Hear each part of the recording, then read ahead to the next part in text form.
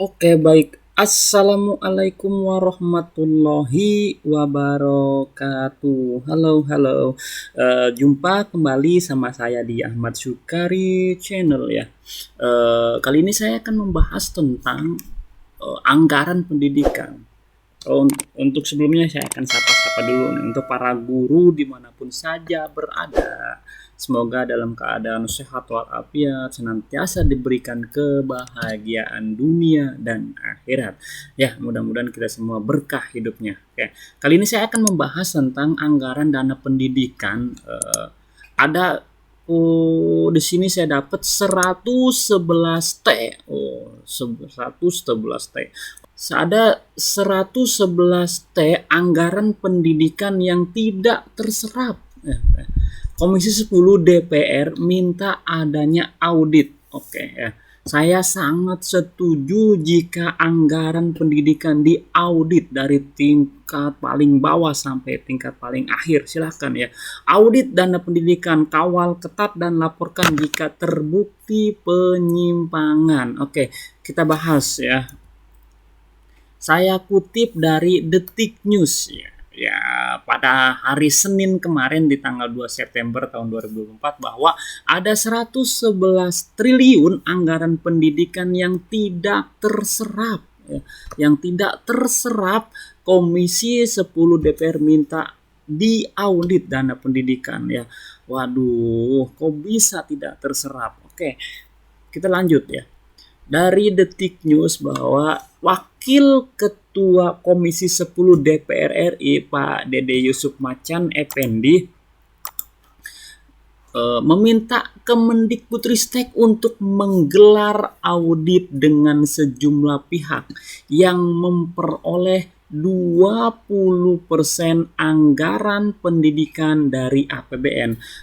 Kita tahu bahwa anggaran APBN 20%-nya itu untuk pendidikan. Akan tetapi ternyata dari 20% itu enggak serta-merta tergelontor Kementerian Pendidikan, tapi juga tergelontor ke beberapa kementerian. Nah, itu perlu ada pertanggungjawabannya jika perlu diaudit.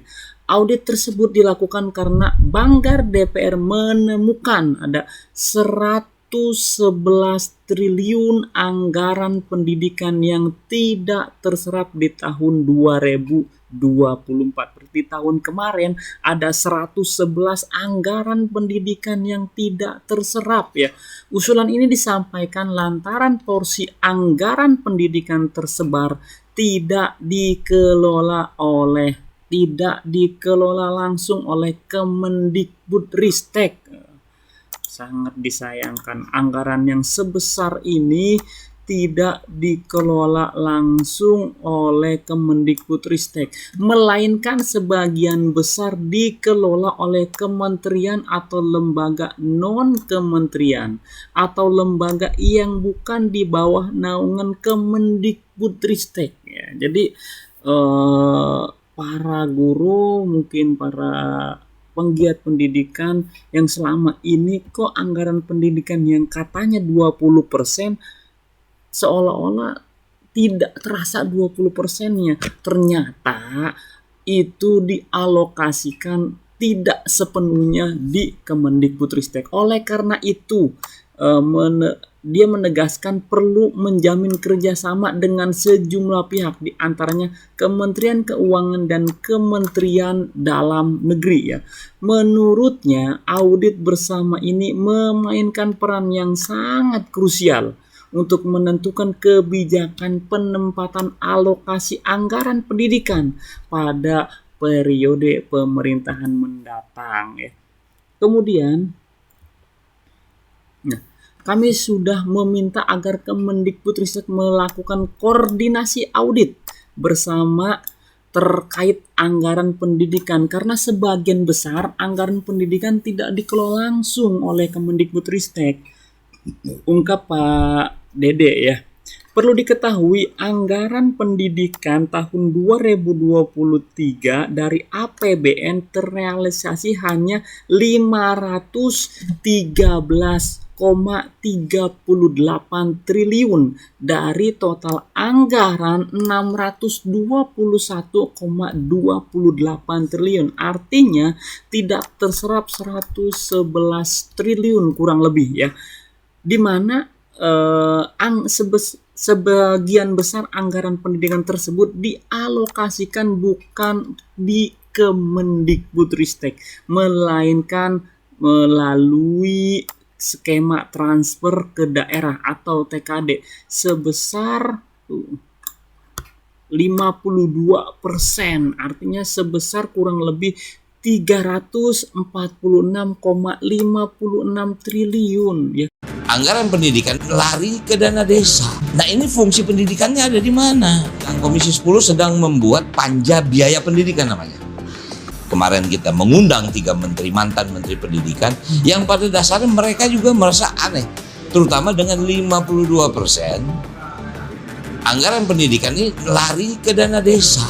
Nah, ini fungsi pendidikannya ada di mana? Itu yang kita tanya. Tiba-tiba kita hanya baru mendengar tahun 2017 setiap desa harus punya bukan ke Kemendikbudristek. Makanya perlu diaudit, perlu diawasi apakah benar alokasi yang harusnya untuk dana pendidikan yang dialokasikan bukan non Kemendikbudristek digunakan untuk pendidikan. Jangan-jangan digunakan untuk yang lain ya.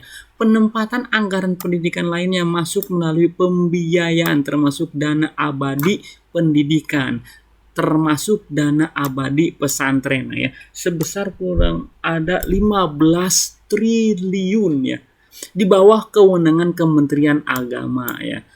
Kemudian selanjutnya sebanyak 47,31 triliun tersebar ke beberapa kementerian atau lembaga yang memiliki program pendidikan. Nah, ini perlu diaudit apakah memang benar-benar lembaga yang memiliki pendidikan di luar Kementerian Kemendikbudristek menjalankan anggaran dana ini untuk program pendidikan. Jangan-jangan itu di luar atau digunakan untuk bukan pendidikan ya.